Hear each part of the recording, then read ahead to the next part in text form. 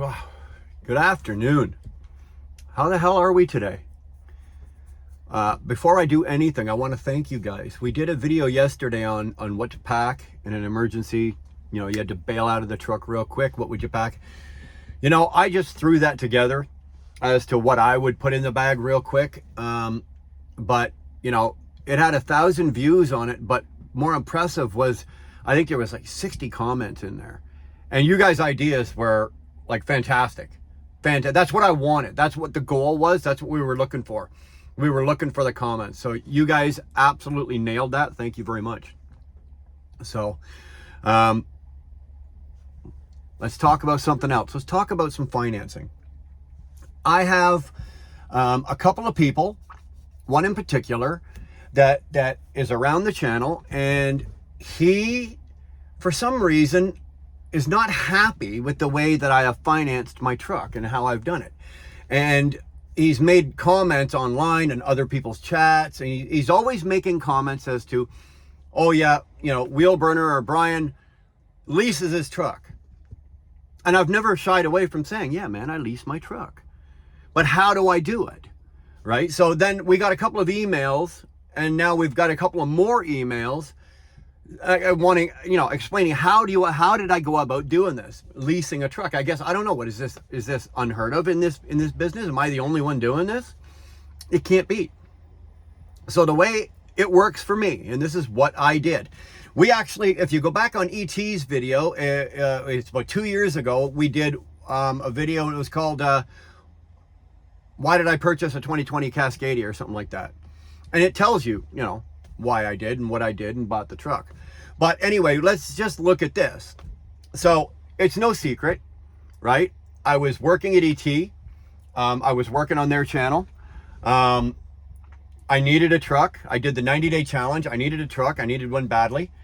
Ronan went to upper management, and they pulled some strings, and they were willing to sell me this truck. Now, this truck was in their fleet, but it had only just been in their fleet for a short time, and it wasn't due to be sold. They keep their trucks for 3 years and then either lease them or roll them over.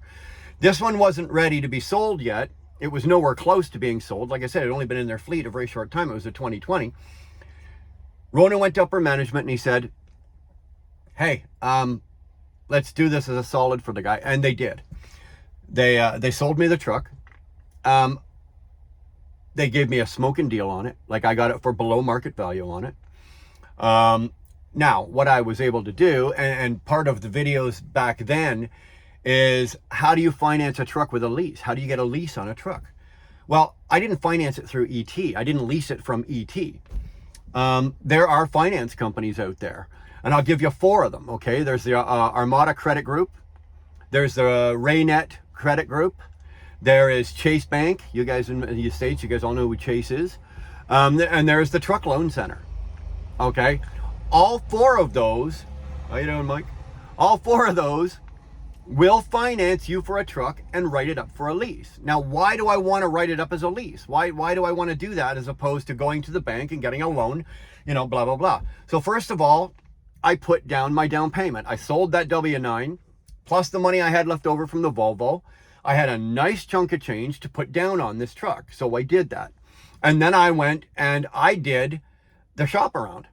I called all 4, actually there was 5 that I called. I called all 5 and I shopped it around, and I basically made them argue and fight for my business. And they did. And I came back. I ended up going with Armada, the Armada Credit Group. And they came up with a great deal, financing on the truck, 3-year term, X amount per month. I put this much down, 5.25 interest rate. How do you go wrong with that? They wrote the truck up as a lease, and they said, and that's the thing that people are confused about. How do you write it up as a lease? Well, you have the option. You can write it up as financing, or you can write it up as a lease. Why do one or why do the other? Well, if you write it up as financing, say you just go to the bank, you buy that, you've got a $25,000 down payment, and you go to the bank. Now, let's just say you do that, and you get financed. You put your down payment down, you go get your financing. And let's say you got to finance $100,000. I'm just using round numbers. So you finance $100,000 over X amount of years. Well, in the first year, now this is Canada, but the same method still applies in the US, but the rates may be a little different, okay, depending on what state you're in. So the first year, you can write off 30% of your truck payment. Second year, you can only write off about 22% of your truck payment. Third year is interest only. Fourth and fifth year, or depending on how long you take the term for, fourth and fifth year is interest only. So I'm not interested in that. I write it up as a lease. I'm waving somebody off here. Don't want to be interrupted. I write it up as a lease. Oh, fuck off. I write it up as a lease, sorry. Somebody wants to come over and talk. And when you write it up as a lease, it's the same terms, same amount of years, same deposit, same truck payment, but as it's written as a lease, it is now each monthly payment for, let's say you take 36 months, every single payment is now 100% tax deductible. Guys, it's the same process. You go lease your pickup truck or you go lease a car, right? Why do you lease a car? Because you can write off the whole payment, 100%, including, and then you know, in Canada we get the HST and everything, but we can write off the payment 100%. That is why I lease my truck. So do I lease my truck? Yeah, I lease my truck. I don't lease it to ET. I'm not a lease operator that way. I'm not a lease operator. I'm an owner operator just like anybody else. I lease my truck for the benefits of being able to write off my payments 100%. The two biggest payments we have on these trucks, your fuel and your payment, right? Your truck payment. Your fuel is 100% tax deductible, and so is your lease payment. But if you take it as a loan, 30%, 22%, then interest only, boys and girls. I want as much as I want. I'm not into giving the government as much money as they want. This is legal. These companies advertise it. So whoever doesn't know about this, look into this. If you're going for financing, look at leasing the truck. This has a 3-year lease with a $1 buyout on the end. So $1 on the last month. So it's $1 plus tax. So I owe $1.13 to buy this truck out on the end, and then it's mine. Done. I also have the option that I can sell this truck. Even though it's leased, I can sell this truck as long as I phone the leasing company and go, okay, what is the outstanding balance on this truck? Just like a loan. What is the outstanding balance on this truck? Oh, it's $28,000.